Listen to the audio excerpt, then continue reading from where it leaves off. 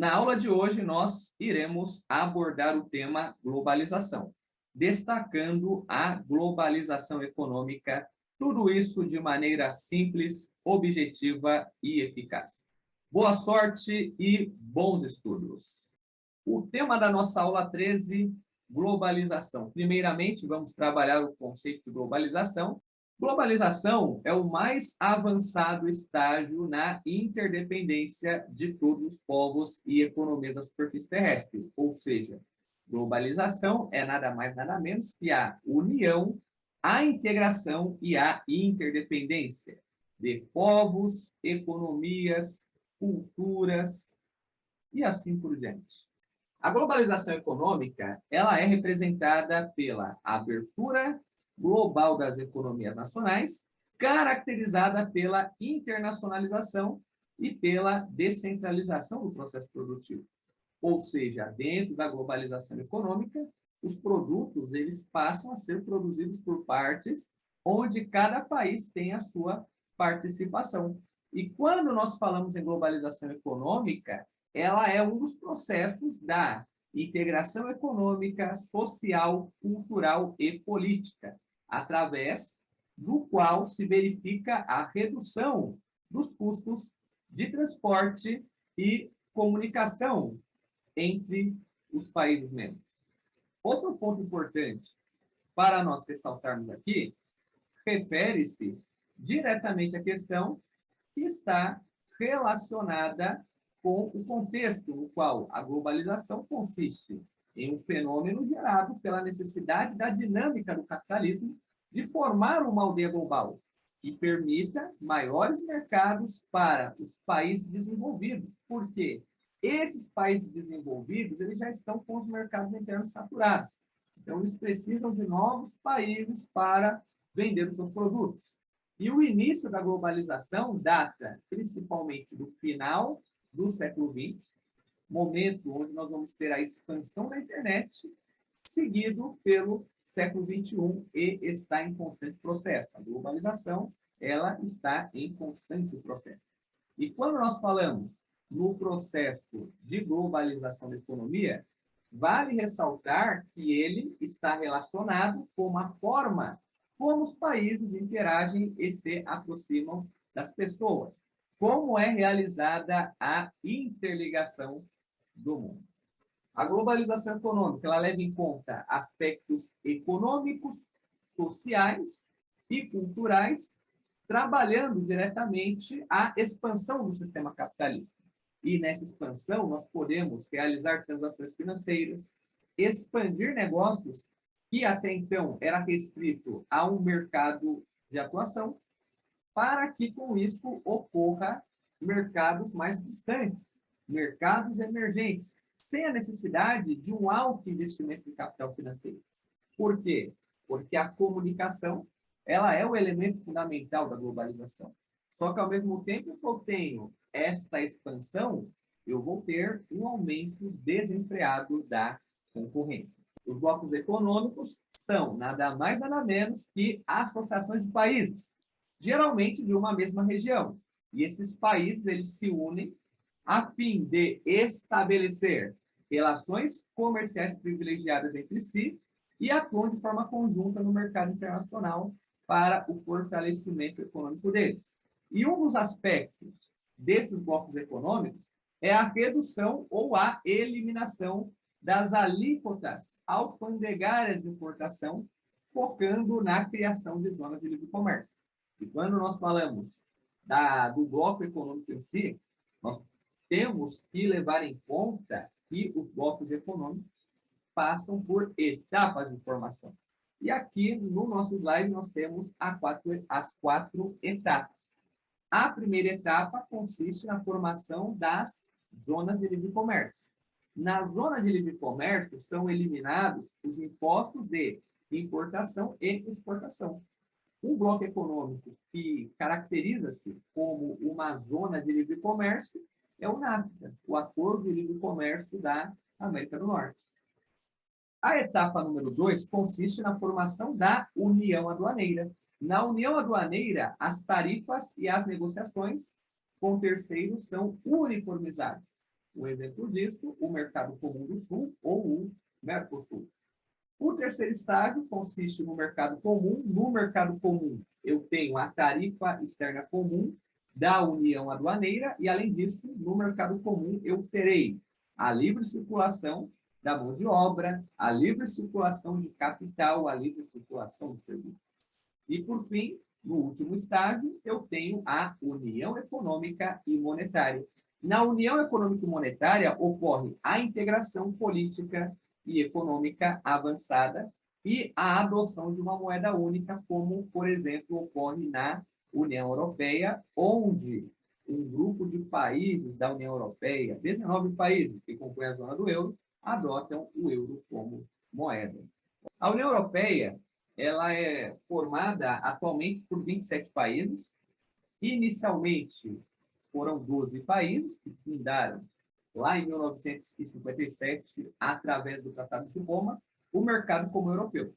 Só que em 1992, nós temos a modernização do bloco, e a partir de 92, com o Tratado de Maastricht, o mercado comum europeu passa a intitular-se União Europeia. E daí, hoje, atualmente, são 27 países membros. Até 2016, 28. Porém, a partir de 2016, o Reino Unido iniciou o seu processo de saída do bloco, conhecido como Brexit, efetivando essa saída em 2020. Então, hoje, a União Europeia ela volta a ter 27 países membros. Esse bloco econômico, a União Europeia, tem uma moeda única, que é o euro, só que não são todos os países que usam o euro, são cerca de 19 países que compõem a chamada zona do euro. Além disso, a União Europeia ela tem um sistema financeiro e bancário comum, como políticas trabalhistas, defesa, combate ao crime, imigração, tudo isso são unificados. Além disso, os cidadãos dos países membros são cidadãos da União Europeia, portanto, eles podem circular e estabelecer residência livremente pelos países componentes da União Europeia.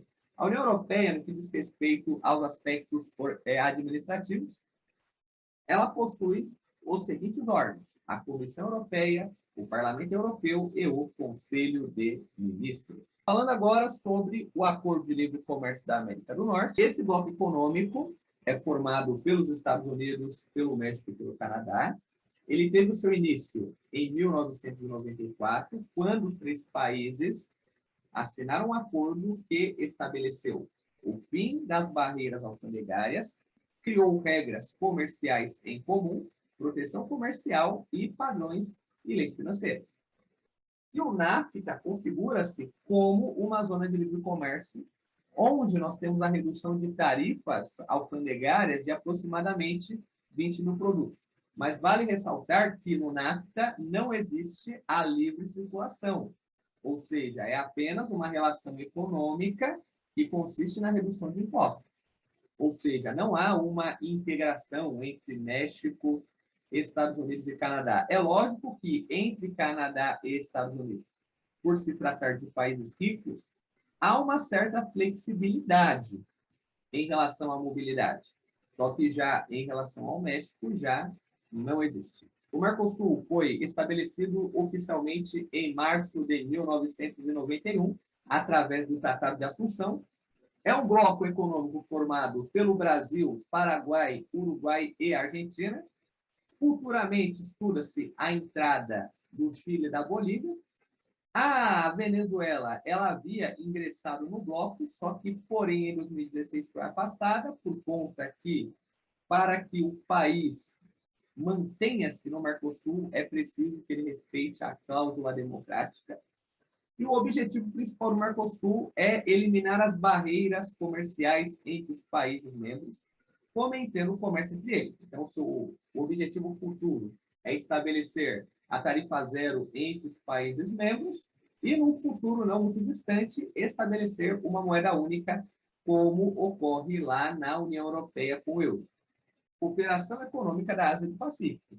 Esse bloco foi criado em 1993, na Conferência de Seattle, nos Estados Unidos, e dele fazem parte Estados Unidos, Japão, China, Taiwan, Coreia do Sul, Hong Kong, Singapura, Malásia, Tailândia, Indonésia, Brunei, Filipinas, Austrália, Nova Zelândia, Papua Nova Guiné, Canadá, México e Chile. Somando-se a produção industrial de todos os países participantes desse bloco, chega-se à metade de toda a população, de toda a produção mundial. Quando esse bloco estiver em pleno funcionamento, será o maior bloco econômico do mundo.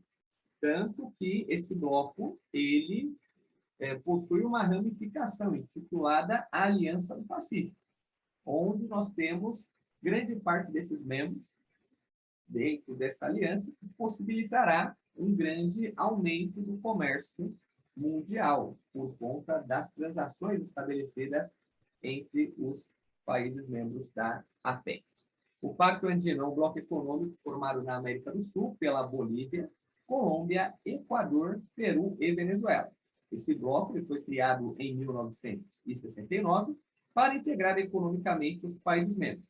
Porém, o principal cliente desse bloco é os Estados Unidos. Os Estados Unidos é o principal parceiro econômico do bloco. Os BRICS, eles não são um bloco econômico em si, mas é um agrupamento composto por 5 países, os países mais emergentes. E dentro dessa nossa proposta, nós temos aqui o Brasil, a Rússia, a Índia, a China e a África do Sul. E quando nós analisamos esse contexto dos BRICS, vale ressaltar que os BRICS, eles são detentores de mais de 21% do PIB mundial, formando um grupo de países, dos países que mais crescem no planeta. Só que, porém, hoje, no contexto atual, os únicos países dos BRICS que mantiveram as taxas significativas de crescimento são a Índia e a China. Já os demais já não possuem tantos índices elevados de crescimento assim. Além disso, os BRICS, eles representam 42% da população mundial, 45% da força de trabalho e o maior poder de consumo do mundo, o maior mercado consumidor do mundo. E dentro dessa perspectiva, destaca-se também a abundância de suas riquezas nacionais e as condições favoráveis que, atualmente, essas riquezas naturais, elas apresentam para explorá-las. O próximo tópico da nossa aula consiste na divisão internacional do trabalho. A divisão internacional do trabalho, ela é nada mais nada menos que a divisão produtiva em âmbito internacional. Ela serve para direcionar a especialização produtiva global, já que cada país fica designado a produzir um determinado produto ou partes do mesmo, dependendo dos incentivos oferecidos por cada um. E aqui nós temos a divisão internacional do trabalho, a nova divisão, onde nós temos o país A, que engloba os países desenvolvidos, onde nós teremos os produtos industrializados, de alta tecnologia, os capitais, que entram empréstimos, investimentos produtivos, especulativos, e o país B, que entraria o emergente e o subdesenvolvido. Por quê? Dentro do país B aqui, nós temos a venda de produtos primários, de produtos industrializados, produtos semi-manufaturados, e os capitais, que envolvem juros, royalties e os lucros relacionados aqui ao contexto em que nós estamos trabalhando. Outro ponto importante que vale ressaltar é a chamada globalização informacional, que está ligada diretamente ao acesso à informação. Tanto que a globalização informacional, ela tem a sua face na internet, viabilizada a partir de acordos e protocolos entre diferentes entidades privadas da área de telecomunicações e governo do mundo. Ou seja, a globalização informacional, ela permitiu o fluxo de trocas de ideias e informações em tempo real. Anteriormente, uma pessoa estava limitada a uma imprensa local, a uma mídia local. Hoje, ela está conectada com o mundo todo. Hoje, ela acompanha a informação em tempo real. Outra característica da globalização das comunicações é o aumento da universalização do acesso aos meios de comunicação, graças ao barateamento dos equipamentos, como celulares, a infraestrutura para as operadoras, o aumento da cobertura e o incremento geral da qualidade graças aos avanços tecnológicos. Bem, meus amigos e minhas amigas, Por aqui eu finalizo a nossa aula. Tudo de bom e que a força esteja com você.